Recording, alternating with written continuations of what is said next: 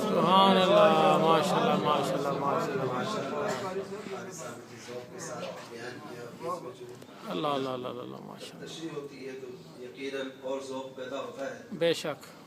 ابھی ایک خود بزرگ جو ہے میں نے کراچی میں ان کی زیارت کی اللہ اللہ اور انہوں نے کہا کہ مجھے بڑا اللہ کا کرم ہے, اس کے محبوب کی عنایت ہے کہ ہر سال حضور کی بارگاہ میں حاضری کی سعادت نصیب ہوتی ہے اور آقا دنیا صلی اللہ علیہ وسلم سے ایسے گفتگو ہوتی ہے جیسے میں آپ سے کر رہا ہوں. اللہ اللہ اللہ. اور انہوں نے یہ کہا کہ آقا دنیا صلی اللہ علیہ وسلم نے مجھے کہا کہ لوگ ہمیں محبت سے سلام بھیجتے ہیں, ہم دنیا کے ہر کونے سے ہر ایک کا سلام سنتے بھی ہیں, جواب بھی دیتے ہیں. سبحان اللہ سبحان اللہ. یہ علیحدہ بات ہے کہ ہم سب کا سلام سنتے ہیں اور ہمارا سلام کوئی سنتا ہے. اللہ اللہ.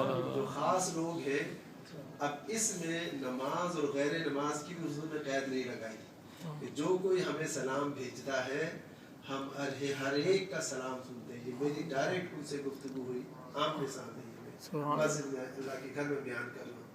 انہوں نے کہا آقا دنیا صلی اللہ علیہ وسلم نے خود فرمایا اور حضور نے فرمایا کہ میرے بارے میں جو کوئی جان بوجھ کے جھوٹ بولے اس کا ٹھکانہ جہنم ہے. اللہ اللہ اللہ. من کذب علی متعمدا فمقعده من النار. اور کما قال کہ جو میرے بارے میں جان بوجھ کے جھوٹ بولے گا اس کا ٹھکانہ جہنم. تو انہوں نے یہ مجھے کہا اور میں روایت کر رہا ہوں کہ آقا دنیا صلی اللہ علیہ وسلم نے فرمایا ہم ہر ایک کا سلام سنتے ہیں اور اس کا جواب بھی دیتے ہیں, لیکن ہمارا سلام خاص لوگ سنتے ہیں. علامہ صاحب ان بزرگوں کا نام بتا دیں. میرے ذہن میں صحیح نام نہیں رہا.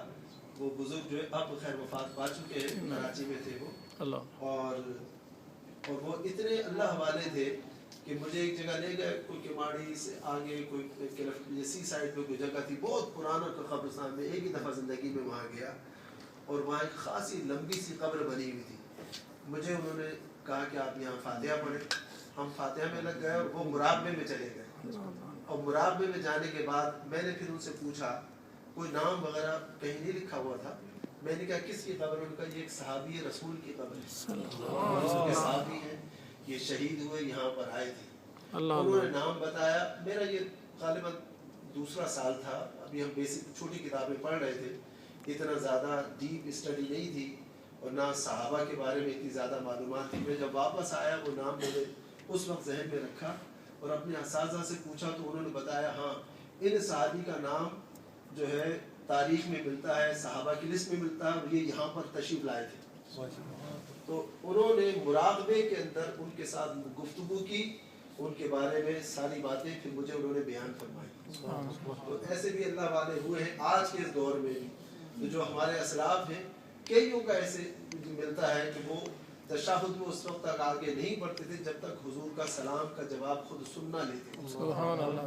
تو یہ آداب میں سے کہ آپ کسی کو اگر سلام کریں تو اتنا اس کو موقع دے کہ وہ آپ کو جواب دے تو آپ اسے سن لیں. یعنی سلام کرتے آپ کوئی گفتگو شروع نہ کر دیں کہ اسے جواب کا موقع نہ ملے. اور پھر بھی ادب میں سے یہ ہے کہ جو لوگ سننے والے ہیں وہ یہ کہتے ہیں کہ اگر تم نہ بھی سن سکو تو ادب یہ ہے کہ کم سے کم اتنی دیر وقفہ کر لو کہ حضور نے تو جواب دیا ہے نا. تمہارا قصور ہے تمہاری سماعت کا کہ آپ نے نہیں سنا, لیکن حضور نے جواب دیا ہے تو اتنا تھوڑا سا وقفہ کر لو جتنی دیر میں جواب آپ سنتے ہیں. اگر تمہارے کانوں نے نہیں سنا تو یہ تمہارا قصور ہے, آقا نے تو جواب دیا ہے. آمین. اللہم صلی علی سیدنا مولانا محمد وعلی آل سیدنا ومولانا محمد مبارک وسلم علیہ.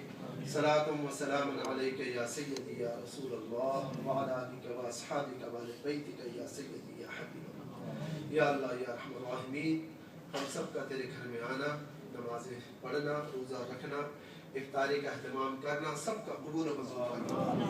یا اللہ ہماری خطاؤں لغزشوں کو معاف فرما, ہمارے دل کو حضور کا مسکن بنا دے. یا اللہ تو مولا ماہ رمضان مبارک کا صدقہ ہمیں ہر فتنے سے محفوظ فرما, ہر گناہ سے محفوظ فرما, ہر بری صحبت کے اثرات سے محفوظ فرما.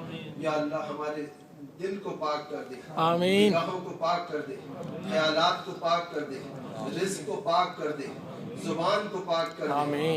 یا اللہ ہماری راستوں کو پاک کر دے، ہماری مجلسوں کو پاک کر دے۔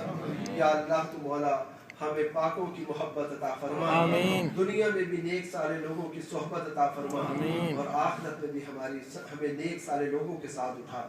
یا اللہ حاضرین کی، سامعین کی، خواتین و حضرات کی سب کی دلی جائز مرادیں پورا فرما، بیماروں کو صحت عطا فرما، اور جملہ صاحب ایمان مرحومین مرحومات کی بخشش و مغفرت فرما دے۔